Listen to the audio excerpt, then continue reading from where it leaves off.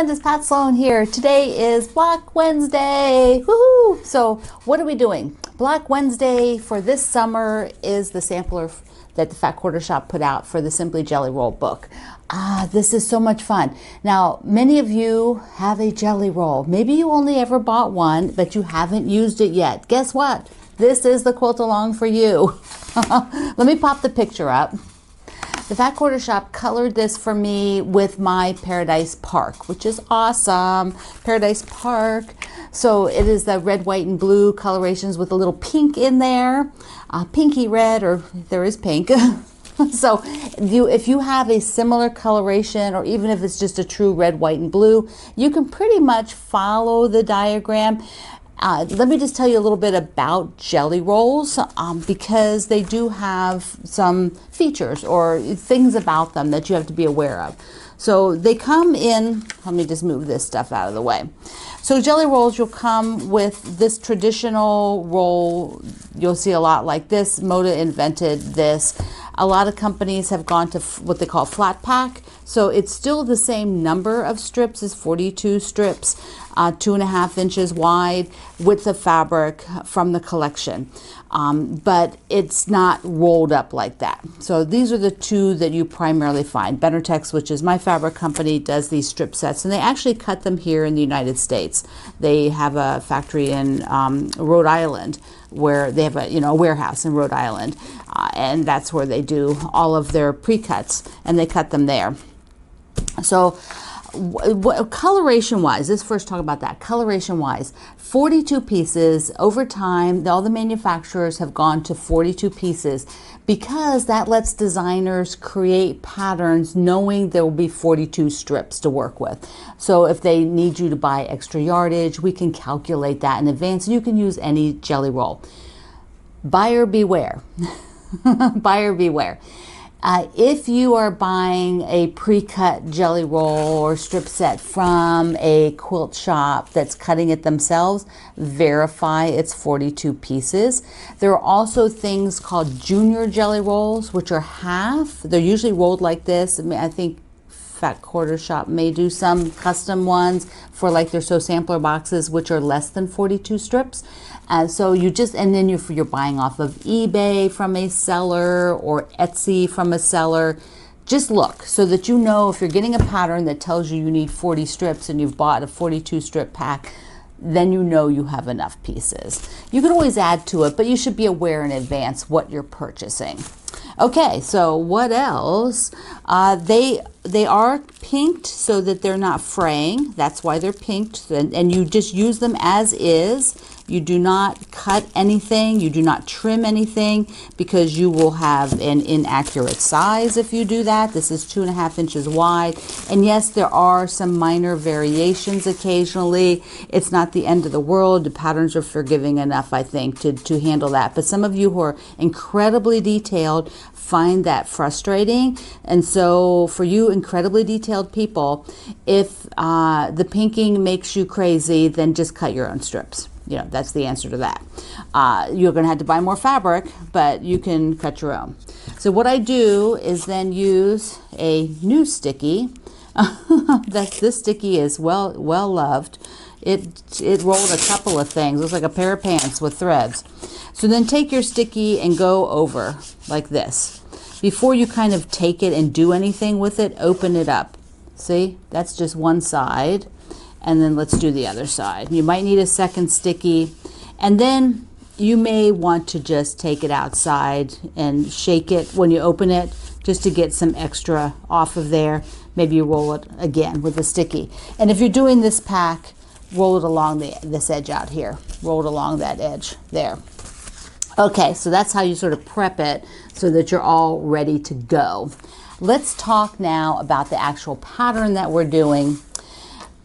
In the book, let's take a look at the book first, because the book is set up with actual full quilt patterns. There are 16 in this book. It's a fabulous book. And we'll be looking at quite a few of them. Quite a few of them. We're doing a block from that quilt, just like we've done from other books. We've done them from my books, we've done them from the Fat Quarter Shop books. And the quilt in here might have 2 blocks in it. It might have 1 block in it. We might be doing a row in the sampler from 2 different quilts. You know, so there's a variation going on. So here are all the things, and because jelly rolls are donuts, they've named all of the things kind of baking stuff. So there's baklava, biscuits, brioche, caramel, ciabatta, which is a bread, cornbread, you know, so there's all kind of fun names. Also, what you're going to need to do is each week there's a sheet to download, and this sheet is a guide sheet. And the guide sheet tells you, it's not the directions because you need the book for the directions, but it tells you some tips, maybe how many to cut, and how many blocks you're making. So you need to download this as well and work with it with the quilt for the week. So our week 1 are pretzel blocks. So let's look at the I like pretzels. I like pretzels. So here is the pretzel quilt. Isn't that gorgeous? The pretzel quilt is 2 blocks, and we are just doing this block. So we are doing the 1 block, and we're coloring it slightly different for the sampler. So let me show you one of mine. There we go. There we go. See, in here, they use the white where this position is. See the center? The center dot is, oh no, wait a second. Am I wrong? I'm wrong. Never mind. Never mind. Never mind. I'm upside down and backwards. Never mind. There, you can see it better, right? So with the things across like this. Yeah. See, I even got confused. So for this block that we're doing, let me just sort of put it on point like it is here so you can see it a little better. There you go. So you see the center, the colored center, the colored center. So that is the block that we're doing. And we have to do 4 of these this week. So let me show you mine. And it's all strips and squares, which is so fabulous because I know a lot of you really love doing kind of just like fun piecing. You don't have to think a whole lot about it. So we've got 2 blue and 2 red. So if they're all a different fabric. So if you are not using my Paradise Park, but you're using something else, then you will, use 4 different fabrics to create these for the chain effect. So I've got the light blue, got the pinky, the pink and red with that paisley, and I've got the blue, darker blue, lighter blue with the paisley, and this navy and red with the little vine. Doesn't that look fantastic? So you can imagine doing a whole quilt of those. Now for backgrounds, which I talked about on a previous video, but I'll just go over it quick again. You don't have to use just white or just, whatever color. You just want to be able to contrast with the fabrics that you've picked. You want to be able to contrast. So on mine, rather than using the white on white from the line, I went with the Pretty Flower and in the gray sort of etching, But this fabric also comes with like the blue etching, which would just be wonderful. It would give this background more, you would see it more if you did the blue. If you're kind of a pinky red like lover of that, this one would be great. And I'm going to show you here in a second, we did a coloration, which is also on the project page, using just this blue. And that looks super good too. I almost did that. Like I was like, oh, should I do the blue or the lighter? They both look fantastic. Let me show you. So here is what the mock-up of the blue looks like that the Fat Quarter Shop did for me with this one. And that's kind of nice if you intend to give it to somebody who might be a little wary of working, of having so much light, because there's a lot of light in this sampler. So anyway, that's a great option if you have sort of a light blue, or it could be a solid, like a light solid in light blues, if you're using that kind of red, white, and blue feel, you know, something along the line of that. See how that's a background? Let me look, you know, so that would give the feel of that if it was the background. Then that means that this, if you use this as a background, that particular piece of the jelly roll you wouldn't use, because obviously you wouldn't see it. So that would be one you don't use, which is the same case for my background. So this particular fabric from the jelly roll won't be used in the quilt, which is fine. Okay, so there we go. So this week you're going to make 4 of these, and be sure you share them over at Quilt Along with Pat Sloan, because I really, really want to see what you're doing. Yes, yes, yes, yes. It'll be so great. The sew sampler came in for June the other day, and so let's take a look. I have not opened it. I have not opened it, so this is a big reveal. I love to do that. This is the subscription box, so it's the one when you are a subscriber. This comes every month and has lots of fun things in it. Always fun things, right? So I have not seen it. Okay, come on. The top always has this sort of, you know, telling you this is from May, which I told you, it's like it came right at the end of June. So you get a discount on the back side here. It is 25% off Wyndham fabrics. There's an alternate free pattern to use the jelly roll that comes in it. There's always fabric that comes in the sew samplers. And yeah, so they're now giving you like extra, like here's the free pattern. So if you want to do a table runner like that with the jelly roll instead of the exclusive pattern that comes with it, they give you a little guidebook. All right, let's see. Okay, I'm just diving in because I never look at the guidebook. Oh, I love this flatter. What's the wild mint? Wow. This is a spray, and I do use this. I like it. You can spray it on like your fabric that has a stubborn wrinkle, so that you can get it to come out, like particularly on the bolt when it's, the bolt fold, the half fabric fold. So you just spray this on there and it is fantastic. Mint. I have to open it and smell it. Hold on. Oh, it's got a cap on there, so I can't smell it. I'm not pulling the cap off now. I'll look at it later. Okay. Oh, there's the sprayer. So that goes in there. Oh, excellent. These are my favorite. Yeah. So the Olfa Endurance Blades. Perfect. And we have the jelly roll. Oh, this is great. So here's the free pattern that is for it. And it is, this is because we get the discount for Wyndham. So this is a Wyndham jelly roll called Clover and Dot. Now this is one where it looks like it's a junior. See the difference? Remember I told you? See the difference? It's a junior jelly roll. So they don't make it with the 42 strips. It has less strips. I don't think it says here, but it probably says in that pattern. Plus, if you're sewing along with these blocks for a sampler, you get the sampler for this month, and it's a full color, and that's also exclusive to the box. So there we go. 26 pieces. Yeah, I knew the pattern would say. So this is 26 pieces in here. And it's blues and yellows. Oh, so see how cute that is? But you could do that heart as well. Okay, this is an excellent box. Excellent.